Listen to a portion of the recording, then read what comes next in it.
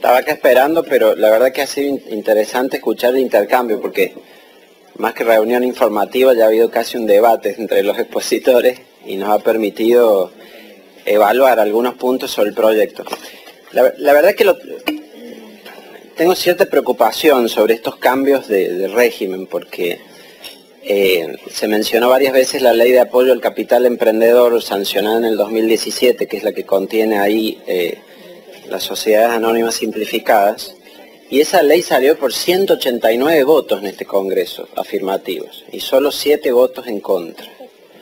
Escuché ayer, creo se dijo del oficialismo que justo eso no lo habían votado, pero al menos lo que veo de los registros de votación es que solo el artículo 2 nominalmente se votó en contra, que es la definición de emprendedor, pero no esto. Entonces, cuando adoptamos un régimen que además tiene antecedentes en el derecho comparado y después, pocos años después, estamos buscando cambiarlo, genera alguna preocupación.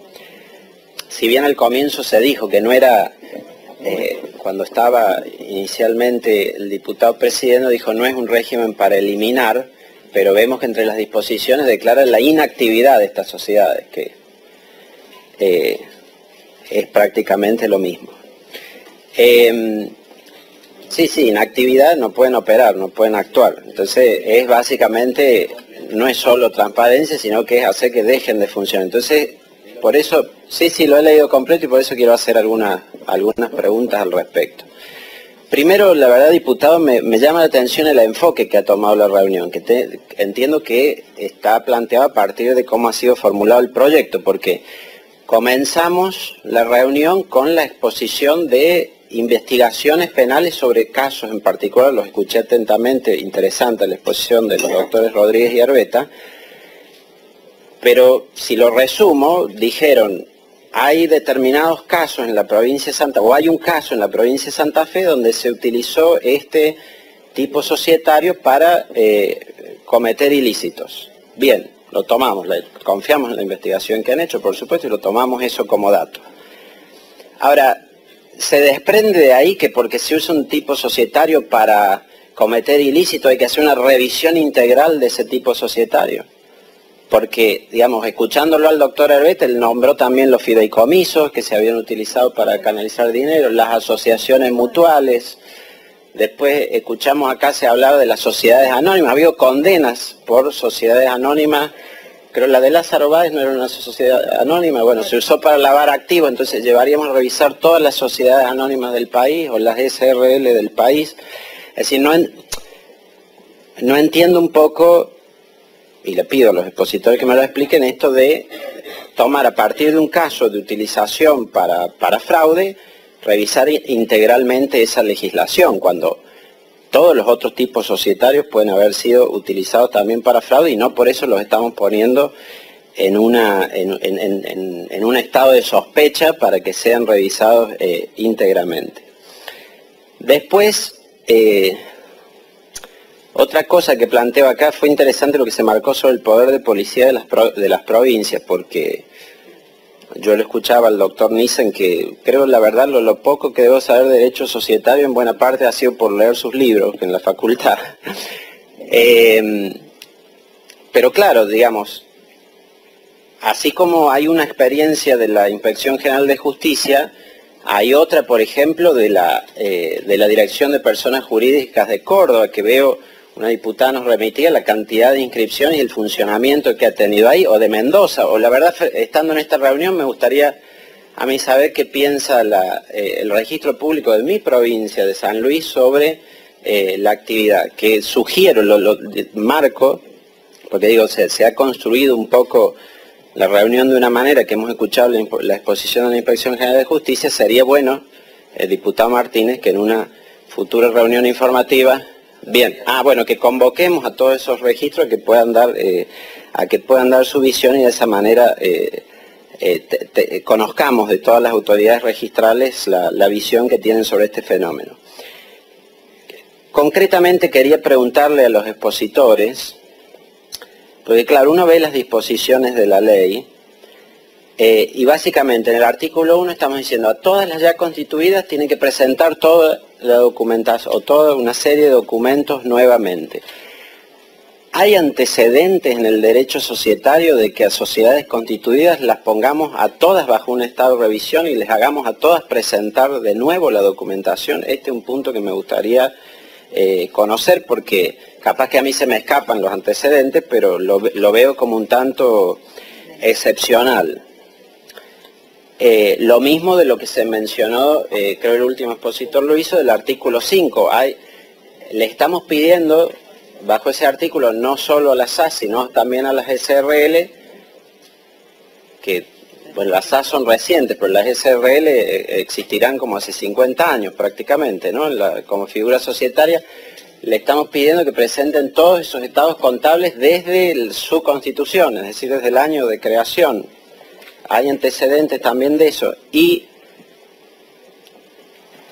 la tercera pregunta que hago concreto, y es para todos los expositores, digamos que estos puntos que estoy formulando para que los puedan responder los que quieran, que es el artículo 4, y ese me preocupa desde el punto de vista constitucional también, porque recordemos que bajo el pensamiento de Alberdi, de promover el ejercicio de la industria en nuestro país, hay un derecho de todos los habitantes de ejercer industria lícita.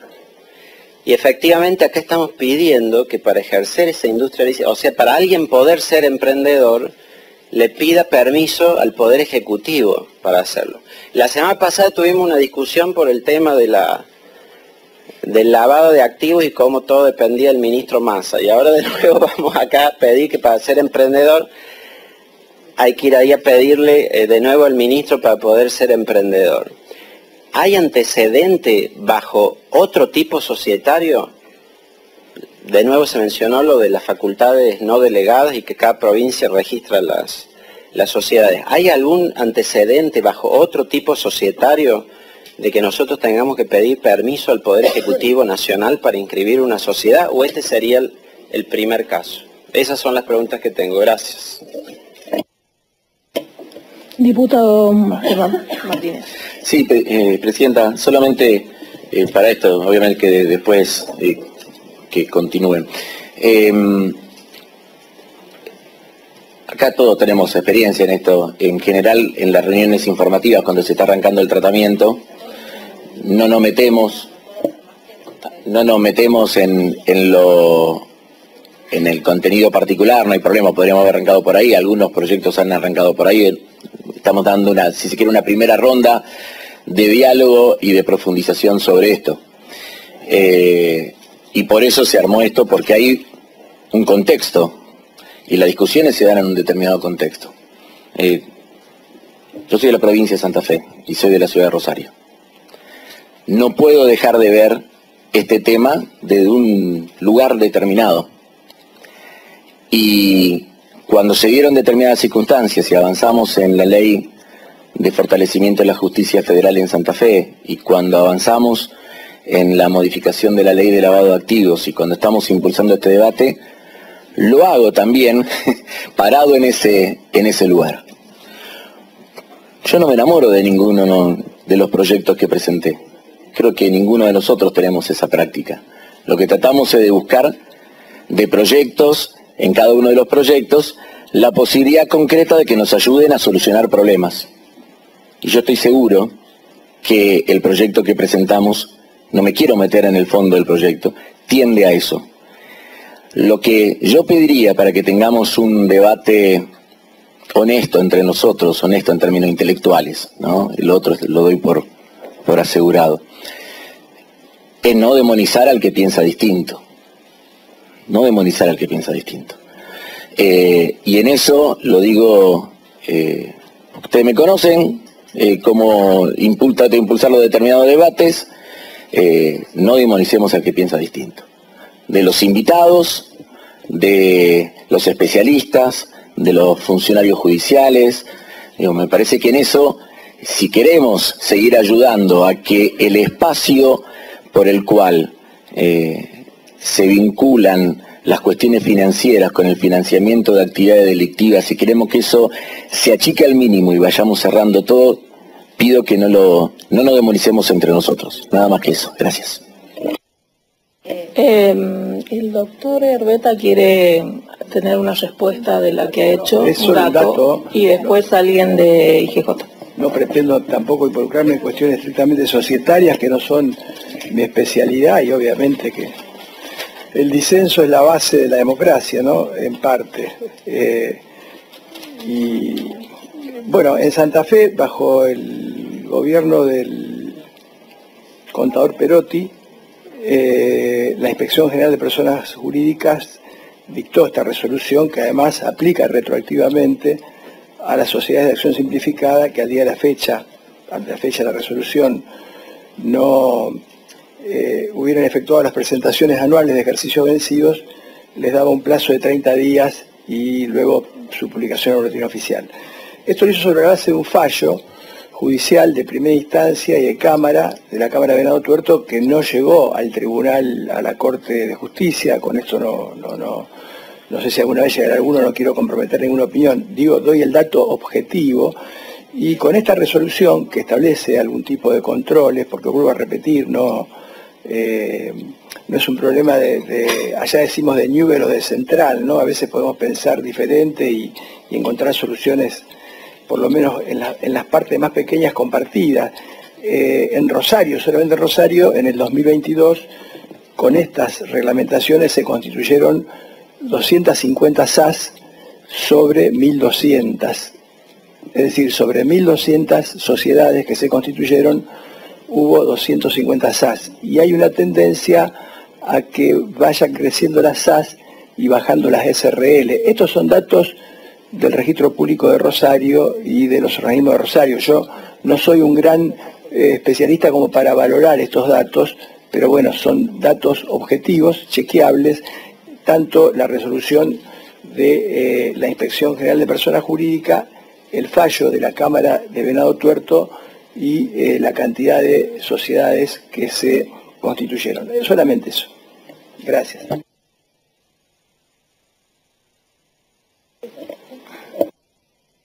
Sí, tiene la palabra la diputada.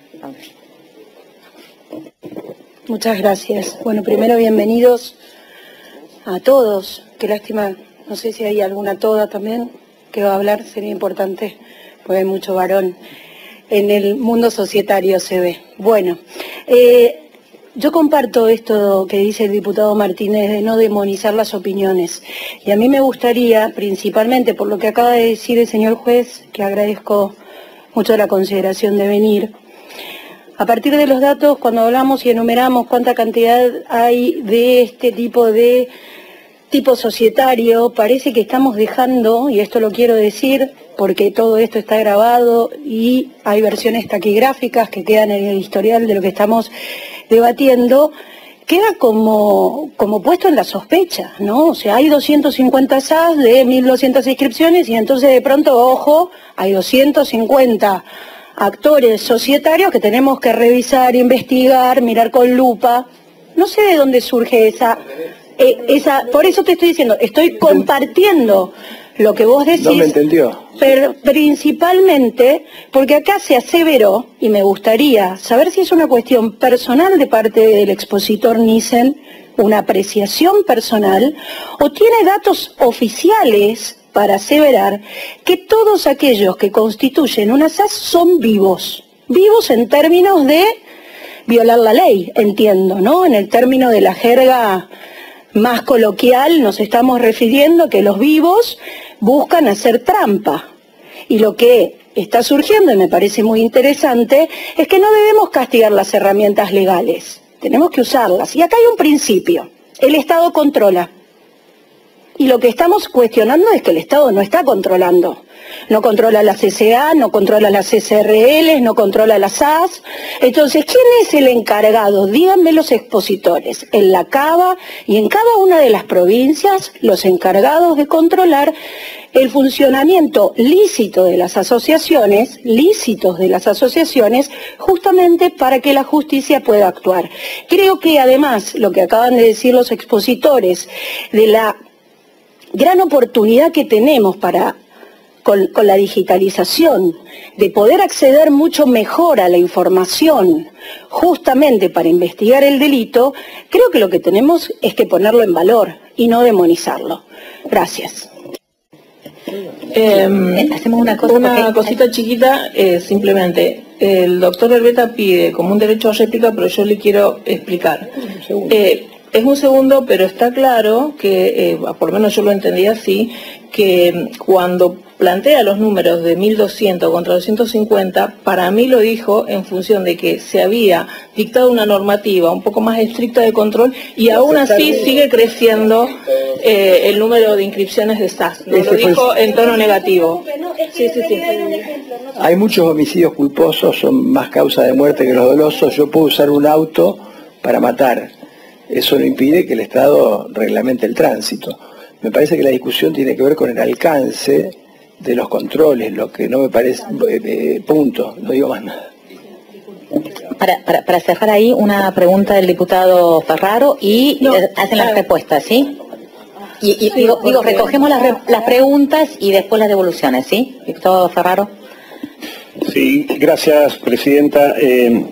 Complementario a lo que manifestó la diputada Banfi, pero también en virtud de lo que expresó el diputado Martínez, presidente de la bancada oficialista, que por supuesto que compartimos que una ley está inserta en un contexto y el texto hace al contexto, y eso es lo que a mí me llama la atención y me da preocupación en términos de cómo estamos encarando este tipo de debate y cómo lo estamos contextualizando, y que por supuesto suscribo a distintas opiniones que se han dado acá, donde nosotros estamos contextualizando y construyendo un discurso del punto de vista político parlamentario para que eso después se concrete en una norma, en la demonización de lo que son las SAS vinculados a cualquier tipo de ilícitos o particularmente en el marco de la preocupación personal, pero que es preocupación que todos tenemos de lo que puede estar sucediendo en Santa Fe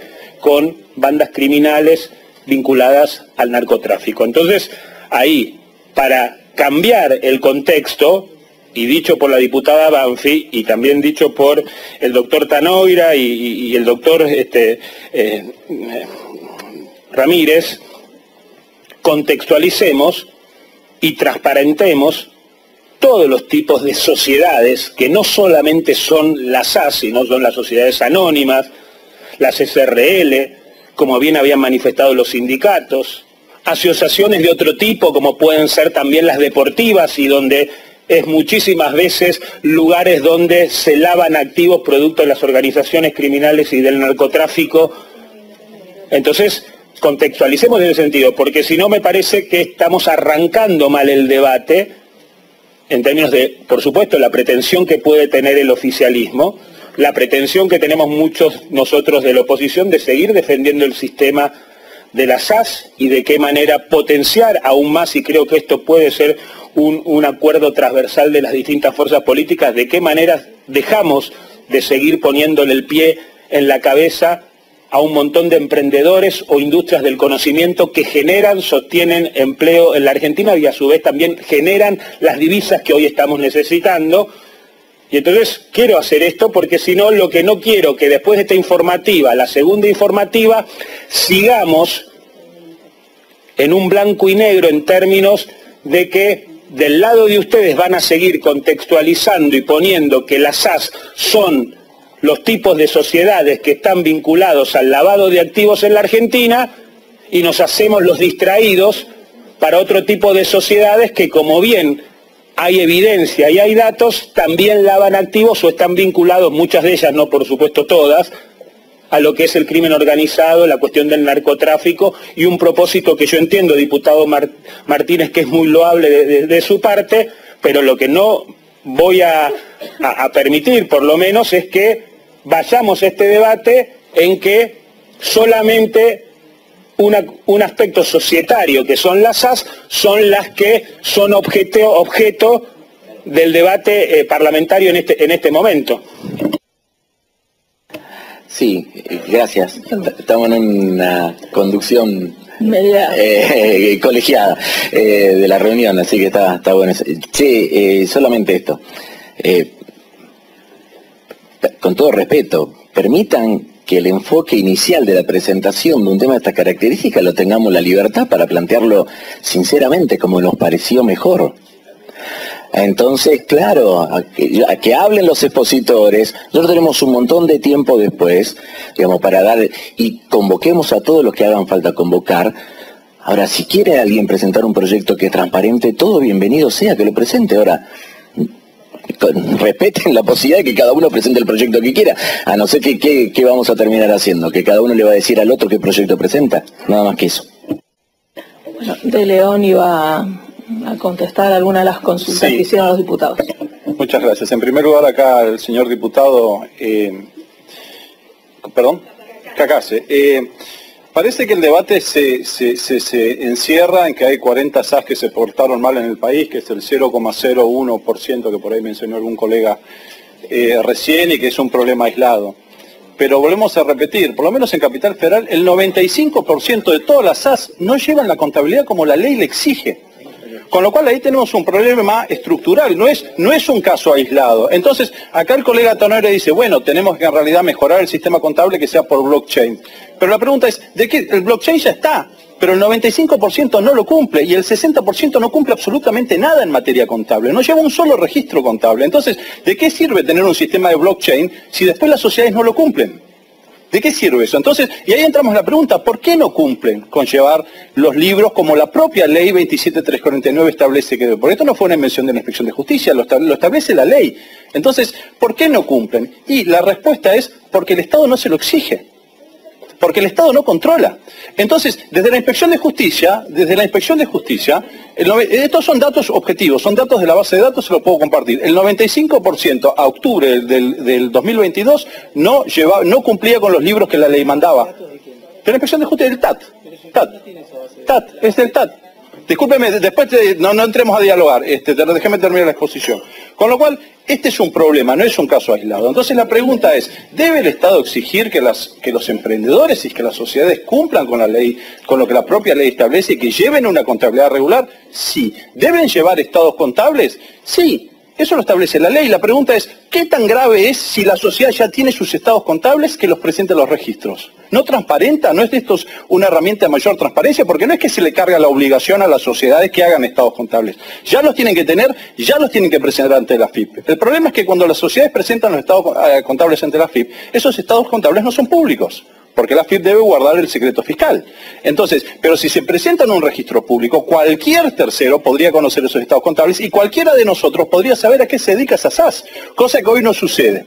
Con lo cual, primer cuestión que quiero señalar, no estamos debatiendo, me parece, no hay que ceñir el debate a las 40 SAS de los monos que investigó acá el doctor Rodríguez, sino que hay un problema de fondo. Segunda cuestión que quisiera señalar, bueno, frente a ese incumplimiento, ¿qué tiene que hacer el Estado? Y exigir que cumplan, que lleven una contabilidad. Y eso fue lo que se hizo en la Inspección de Justicia el año pasado. Se dijo, mire señores, tiene que acreditar que tienen una contabilidad, que abrieron los libros contables, acredítemelo, dígame que lo abrió, acredíteme que hoy tiene los balances y acredíteme que tiene un domicilio real. Y eso se hizo hace 6 meses. De esas 12.000 SAS que están inscritas, ¿saben cuántas cumplieron? ¿Cuántos presentaron la declaración? 2.000. 2.000. Con lo cual hay 10.000 que ni siquiera acreditaron tener un domicilio real, tener una apertura de los libros que la ley le manda, ni tener los estados contables. Entonces, este es el problema. Comparto que hay que transparentar también a otros tipos societarios, porque es verdad lo que dicen, desde ya que no solamente se pueden cometer con delitos con las SAS, pero las SAS, el problema es que justamente como hay controles tan laxos previstos en la ley, son herramientas que son más fáciles de utilizar. Acá el doctor mencionó que hubo una persona que constituyó 29 sociedades por acciones simplificadas en un lapso muy corto. Yo puedo complementar lo que dijo el doctor porque yo como director de sociedades anónimas llevé la instrucción de esas SAS. La pregunta es, ¿cómo es posible que 4 o 5 personas en un lapso de 8 meses constituyeron 40 SAS, todas desde Rosario, y que nadie se dio cuenta, nadie le llamó la atención? Desde el órgano de control. A nadie le llamó la atención, mire, estas personas son emprendedores, constituyen 1, 2, ahora 40 en 8 meses, ¿es razonable esto? ¿Cómo puede ser que no se haya detectado? Discúlpeme, déjeme terminar. Y le quiero complementar porque hay una parte que el doctor no contó. Pero el problema es la extensión del control. Por eso, el problema es el control. Pero déjeme completar algo, porque esto es no dialoguen, porque si no... Durante la vigencia, como funcionaba, como mencionó por acá el doctor Tanoira o el doctor Ramírez, la inscripción de SAS de forma totalmente automática, no intervenía ninguna persona humana. Uno presentaba todo online y era un bot, como el bot de la Ciudad de Buenos Aires para las vacunas, que directamente inscribía. ¿Qué sucedió después de que el doctor manda un oficio a la Inspección de Justicia poniendo en conocimiento que habían personas que habían constituido este tipo de sociedades? Bueno, desde el lado de la justicia se detuvo a esas personas, estaban aprendidas. Desde el lado de la Inspección General de Justicia se sacó una resolución y se hizo público que se les iba a investigar. Pero con posterioridad, los 2 meses subsiguientes, esas mismas personas, estando detenidas, siguieron constituyendo SAS. Quedan 4 expositores todavía. Perdón, que quería terminar. Pero estos, desde la cárcel se siguieron constituyendo SAS. Bueno. De forma automática. Entonces eso sucede cuando no hay control. Vamos a hacer. Doctor, ¿le quedó claro su punto? Carla. Ramírez. A ver, queremos cerrar. Si ustedes no respetan el orden que impone la presidencia, la vicepresidencia, no podemos continuar con la reunión. Doctor Licen, entonces ahora le pedimos que respeten cómo se da la palabra, por favor. Si no, no podemos continuar así. Ahora, 2 minutos, doctor Ramírez, 2 minutos este bloque y continuamos con los expositores, porque todos tienen un tiempo y hay que respetar también el tiempo de permanencia en esta informativa, por favor. Doctor Ramírez, 2 minutos. Controlado. Ahí está. Sí. 2 cosas, creo que, no me acuerdo si fue el diputado Cacase o la diputada Carrizo, preguntó un antecedente esto, de que se pida permiso al poder de turno, digamos, para hacer La doctora, la diputada Banfi. Banfi, perdón. Sí, hay un antecedente en el territorio, no en la República. Las ordenanzas de Bilbao en el virreinato, que voy a pedirle permiso a la corona española. Ese es el único antecedente que hay en el país. Número 2, el doctor de León habla de los números. Yo no sé cuántas SRL no deben cumplir con la contabilidad al día, pero usted tampoco lo debe saber porque no tiene forma de saberlo porque no es digital. En la SAS usted puede ver todo exactamente los movimientos al día y no se puede modificar. Entonces es un régimen que le está diciendo a usted que no está haciendo su trabajo en todo caso, o el que lo tenga que hacer, que será la justicia. Número 3. No sé, el juez que se fue, Herbeta, el doctor Herbeta, mencionó el tema de los autos, que alguien tiene que controlar. Sí, pero el registro automotor no controla si a mí me gusta el Chevrolet o el Ford, o si compro un auto rojo o azul. La IGJ tiene el mismo rango que el registro automotor, sepámoslo, es un organismo de 7º rango en el escalafón del Poder Ejecutivo. O sea, viene el presidente, el jefe de gabinete, el ministro de Justicia, la Secretaría de Justicia, la Dirección de Registros Generales, y ahí viene la IGJ recién. Entonces, no podemos pretender que un organismo de 7º escalafón que no tiene facultades judiciales adopte todas estas decisiones. Estamos rompiendo directamente el control republicano con esto, que el Ejecutivo sea el que hace este control. Básicamente eso, muchas gracias.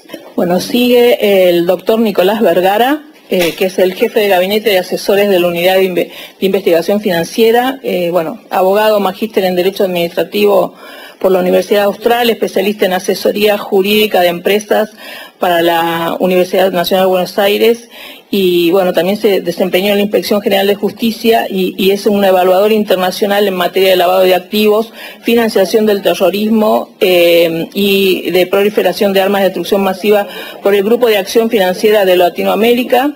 Y es además docente de la Universidad Nacional de Avellaneda, entre otros. Así que le damos la palabra al doctor Nicolás Vergara.